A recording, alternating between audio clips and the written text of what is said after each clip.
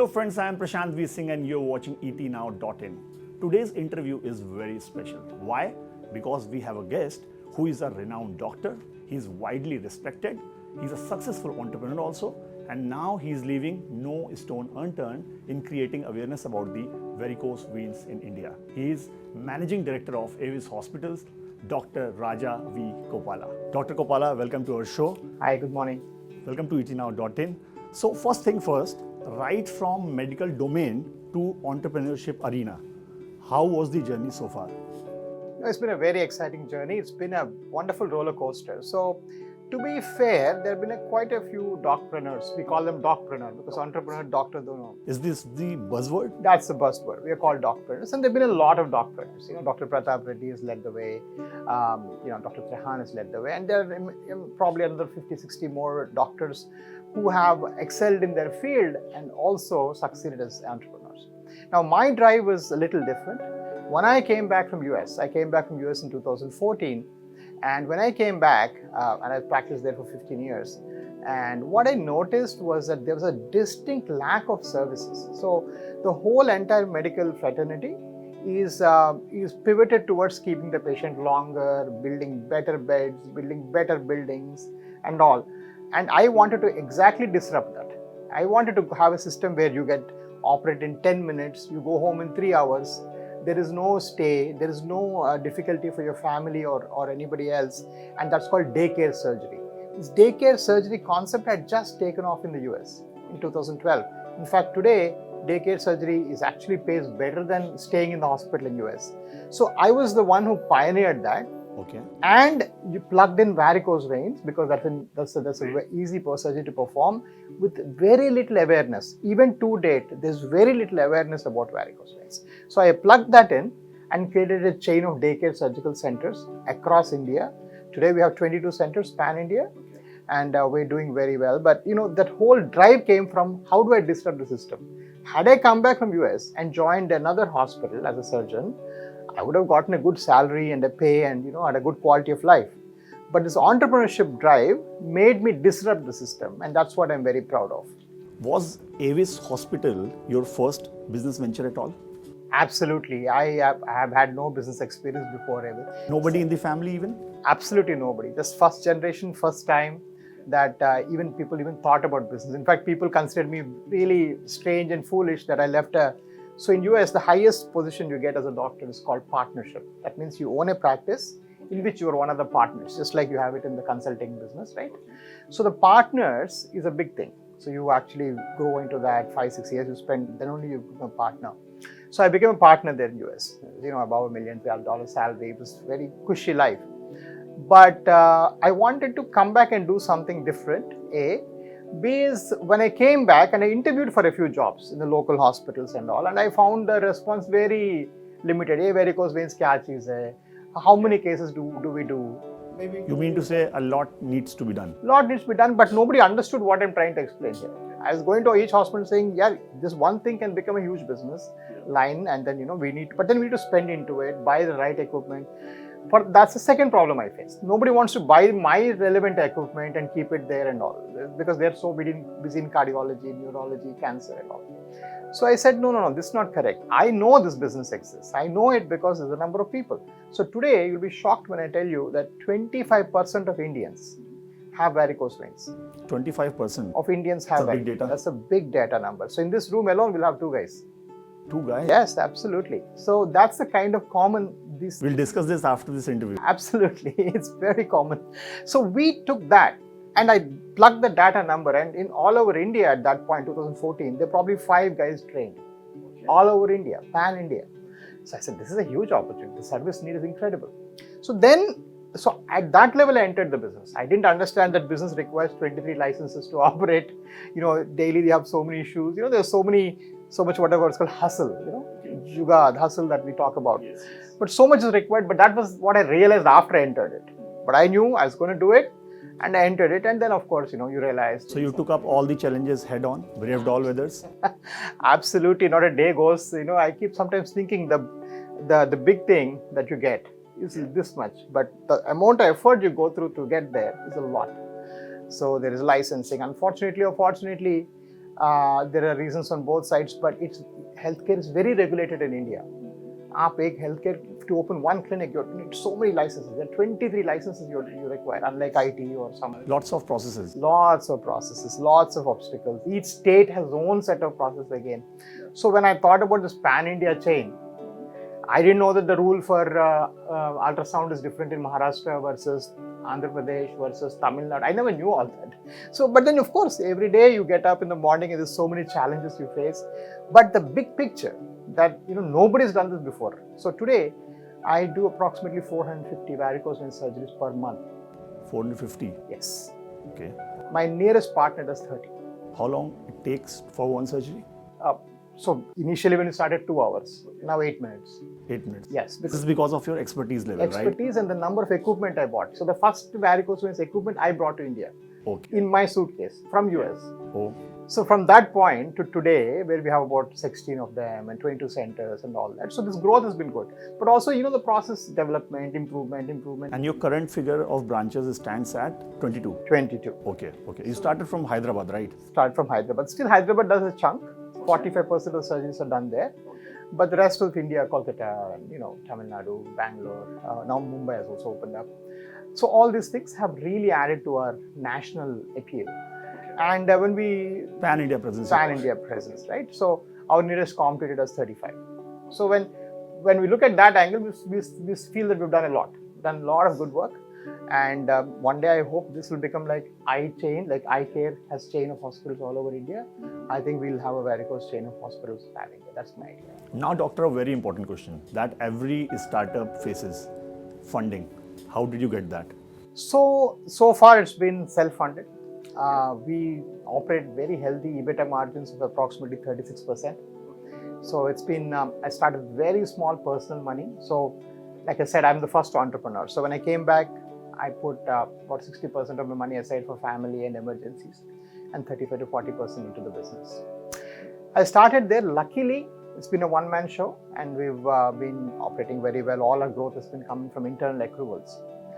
Having said that, if we want to achieve our national goal, we may require funding and we are looking actively at some opportunities. As you know, because if you see the macro environment, some of the startups that don't actually make profits, they're losing the sheen. They're actually going down and they're burning very fast. Hence, the private equity money wants to move towards profitable companies. So for the last 6-7 months, we've had a lot of interest from PEs, investment bankers, asking us, what's your future? You guys are also in active talks with the venture capitalists? Private equity, yes. We are in talks with 2 or 3 private equity companies currently. But again, we did push out some as well because we weren't happy with the match. We said, no, we're not going to do this primarily because, they want a 3-year sellout or something. This can go IPO, watch me. Okay. And mark my words, in 7 to 10 years, we can do an IPO on this field because there's so many numbers there. So, if you would keep telling me that, I need a tag along in 3 years, 4 years, I invest in selling to a strategic investor in 3. Those things may not appeal to me. I want someone to stay the course and then, we can scale it to really, really big levels. All right. So from this movement of varicose veins in India, coming back from the US to India to going public, what do you think that there should be any timeline for this? Yes. So I came back in 2014. So I had a personal, my personal life goal is to completely turn your life 8 to 10 years, do something different and fun. So that's what I wanted to do. Unfortunately or fortunately, India entrepreneurship is a lot more effort than I thought. Definitely it took me more time. But yes, I think in the next 5 to 8 years, we should be IPO material for sure. So let's say we start in 2015 and another 8 years from now, let us say, that's in conservatively. So by 30 or 31, we should be able to go into entrepreneurship goal. So 15 years it takes, but yes, it's been a very exciting journey. So you mentioned that your life has been, this entrepreneurship journey has been of ups and downs, lots of hassles, other things. So are there any valuable lessons that you want to give to the Gen Z people who are aiming to be a successful entrepreneur? Sure. I mean, I also have another part of my career where I invest in startups as well. So I invest in healthcare startups and, I invested previously in Econ Care, Portia. So a lot of companies I have mentored to a degree. I've seen them operate. and of course I run my own little thing. I think the big thing we need to refocus back is profitability. If you don't have unit level profitability, it's very hard to keep on saying all that. I mean, there have been instances where companies have made money and they've gone public with a net loss, and they've made a good business out of it, and I'm sure they'll turn profitable. But that number is very few, and you're eventually chasing 1% success chance, right? Whereas your chance of being successful is much higher if you have unit level profitability. For every sale you make, you have to make some money out of it. And this whole theory that I will fund losses through some other source, and I will eventually sell billion orders and then eventually make profit can hit, but has a much higher chance of failing than hitting. Okay. So your probability of succeeding is far less there. So you mean to say first make profits, then give lessons? Absolutely. And if you haven't made profit, if you haven't made, haven't gone to income tax and had those two issues and the notice, that's how business runs. And if you see even today, the unattractive guys who run these traditional businesses, they make tremendous profits. Some guys like IKEA and Zerodha, they don't even have to publish the results. I mean, IKEA doesn't publish its financial results. It's one family runs the company. That's it. They don't publish the results. Nobody knows how much IKEA sells today. So that's the kind of, for me, that looks the most attractive, most glamorous thing to chase. Not some insert in a paper saying, you will eventually hit profit 4 years later. Yeah, but, you're currently funding losses to a third-party source. That could be hard for me. That's my personal thought. I know people will differ with me. But I think whenever people come to me at my level for funding, I ask them one question: how many have you sold? And are you making a profit? 1. 2 is, in India, we always want to create the best product and then launch. Actually, N-1 is fine. Even a product that's just before iteration is fine, because there's no real IP for your N that you eventually get. It's your share of the market that matters. So you run very fast. So people tell me, I'll build this new medical equipment that look like the best thing and I need another 6 years. Well, yeah, but can you make it 5 years? That's the first question I ask. And can you make it little short of N? Fine, but go to market, sell few, and tell me what profit you made. Right? That is more important than eventually getting the best thing, right? Because finally when that comes, there's no IP, right? Somebody can copy you in 10 minutes. So eventually what matters is your market share, and you should go very quickly into market. So doctor, in your business, feedback is very important. What's your take on this? We have a statement in our company. We have it written everywhere. If you come to our office, corporate office, feedback is a gift. Feedback, somebody who tells you that this is not good today, is a gift for you to get better. Don't get defensive about it. Don't even push back at it. Just receive it first. First take it up. It's a gift. If someone gives a gift, will you take it? Yes. So you'll have to receive it first. Okay. And I always tell them, don't be a hippo, be an elephant. Hippo has short ears and a big mouth. An elephant has a big ear and short, small mouth. So always be an elephant, not a hippo. I tell all my staff, just hear them out. Your feedbacks, your customers, your suppliers, your vendors, anybody who's giving you feedback is actually giving you information, because the customer always has the option of leaving you and going for giving bad service. Correct. Instead, he's taking time and explaining what the problem went wrong. And that's where you actually have a chance to improve. Had he left, you lose business. So I always tell people, feedback is a gift. Take it like a gift, like gift wrap. Thank them profusely for giving it to you. That's my 2 cents. Doctor, you started in 2015 with Hyderabad, and now the figure stands at 22. Correct. Now, what are your future plans for Avis Hospital? So a lot of future for us. Like I keep saying, this is a sunrise industry for 2 reasons. One is there's a macro trend in healthcare, where we used to, like 20 years ago, we used to only worry about life-threatening diseases, like, heart blockage, brain. Now we're worried about lifestyle diseases. Lifestyle is, varicose veins, arthritis, knee replacements, all the same. I mean, a bad knee will not kill you, but you get knee replacement because you want to live a better lifestyle. Correct. Because we're living longer, we feel lifestyle is also important. So any country as it grows, modernizes, moves from life-threatening to lifestyle. Correct. So that's a macro trend that's hugely in our favor. The second thing we noticed is that we built this huge IP into this. Like, we are faster, our equipment is the best. Our advertising or our marketing is completely digital. I don't have a single sales agent in any of the 22 centers. Everything is online. 100% of patients are acquired online. Okay. We have a call center with 74 people. Right? So all these things can make it easily replicable. If I want to open Guwahati tomorrow, all I have to do is translate my website, everything into Assamese and start. Right. It's like 2-day process. So the growth expansion can come in very fast. So given all that, we want to grow very rapidly because we've done all the hard work, we've set the whole MVP, if you know what I mean. And we're looking at we're at 450 surgeries today. In about 2 years, we would hit 1,000 surgeries for sure. And then much higher growth after that, almost IPO, like I said. Doctor, you mentioned you are the first generation entrepreneur. Nobody in the family did business. So do you have any business mentor? To be fair, I never had any business mentor that I personally interacted with. Never had it. I've always been on my own. One possible reason for this is the doctors I have referred to before ran a very capex intensive business. Okay. All they have set up hospitals and buildings and all, and I didn't want to do that. Okay. So while I admired them a lot, I never chose that path. In my own view, one person that I sort of imitate my life, or rather would like to meet someday and exchange notes, is a hospital called HCG. Okay. They've set up a series of cancer hospitals. So single specialty they took. Okay. That is fairly intense. Eye care you can set up, but it's not so intense business, right? I mean, it's not so intense care. Whereas cancer care is very intense, but still they set up pan-India chain of cancer hospitals. Okay. So Dr. Ajay Kumar has always been my, sort of person I idolized. I haven't had a chance to meet him, but I've always followed their notes, how they've sort of grown, how they've set it up.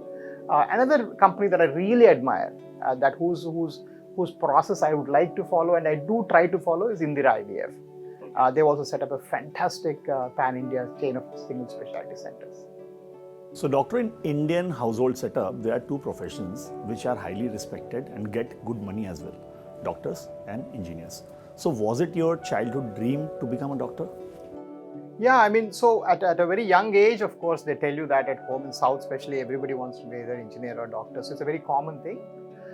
But having said that, I quickly realized, so there was no doctor in my house for miles. So there was nobody. No doctor, no entrepreneur. No doctor, no entrepreneur. I have my own. And in a way, it helps, I think, sometimes. So I realized that very quickly that I have to impact lives. And I always say this, when I tell people that even a very mediocre doctor impacts at least 50 lives a day. There's a lot of opportunity to change people's lives. So I always kept that in the back of my head and used that for my career planning. I went to US, I went to so many countries, but I always said, if I go back with these skill sets to India, definitely there's a shortage and there's definitely a lot of impact that we can create for a lot of lives. So I always count that as my biggest contribution. Of course, like you said, we make money as well. In all fairness, nowadays, I don't think doctors make that kind of crazy money because of various reasons. But having said that, I'm very comfortable in my life. So, but I always say that's not my bank balance. My bank balance is how many OP have I seen today, how many OPs I've seen in a month. So I always feel that's the treasure that I've made. And that drives me actually, it makes me feel much better. You're always much more driven when you have a non-economic goal. Economic goals can be very short term, right? So doctor, you have been a doctor, you are still a doctor, performing surgeries and everything. And now you are an entrepreneur also, you are a doctorpreneur. So did you figure out any mistake that most of the doctors are making today that you don't want to make at all? Oh, absolutely. I personally feel very strongly about this. So if you see the country, these so-called corporates that we have built cater only 5% of the country. And the remaining who cannot afford them or whatever are supposed to go to government hospitals. And we know that doesn't work very well and we know all those issues there. So when a young doctor passing out from a good career, a good institute like PGI or foreign return or whatever, choose a career, their first attraction is to go to a corporate hospital. Fine. There, what drives them is a lot of non-patient forces. Some targets, something else, shares, whatever, What should drive you at any point in your life is the patient satisfaction and happiness. At wherever you are, you should do what is right for the patient. Non-economic goal, you said. Absolutely. Non-economic goal setting, which is basically, like if I'm a spine surgeon, I should think, in another 25 years, how will I have become and how will everybody come to me with the spine problem? Not what I make by next month. What happens is, you will be branded as commercial. There's a lot more internet penetration now. There's a lot more TV penetration now. People easily understand if you drive non-important surgeries or non-important medications or admit them unnecessarily for more days, people quickly understand and they get branded like that, and they'll never build a practice beyond that limit. And there'll be a time in which, after which, this sort of corporations will not be able to give you that kind of patient load also, because there's so much of democratization. Today at Avis, we don't ever market our wares. Everything is through internet, right? So people will slowly gravitate towards these methods. And your hospital is 100% online. 100% online. There's nothing. We have never talked to an agent or anybody yet so far in our life, and this is very important. So this old times are changing. So young doctors should understand and embrace these ways. So if I'm a young doctor starting my life, I'll open up a clinic. I'll consult in a couple of hospitals, not be on their salary, take my patients into these hospitals, but drive my OPD. Become a small entrepreneur of any kind and every kind. Understand your finances. Use your finances well. Don't buy the biggest BMW in the first 5 years. It doesn't give you the freedom. You can't go to and start, Chal yaar, Raj, from tomorrow I'll not go. You can never say that, right? So I, for 12 years, drove a Hyundai in US, because I knew the minute I started buying a big car, a big house, a big golf membership and all, I'm stuck with those guys, right? I needed my independence and control my career. That's very important. Thank you so much, Dr. Koppala, for your time and for such a candid interview on etnow.in. All the best for your future endeavors and varicose veins movement in India. Thank you so much. Pleasure's mine. So that was the amazing interview of Dr. Rajah V. Koppala. We'll come back with more exciting interviews on etnow.in. You don't go anywhere and keep watching etnow.in.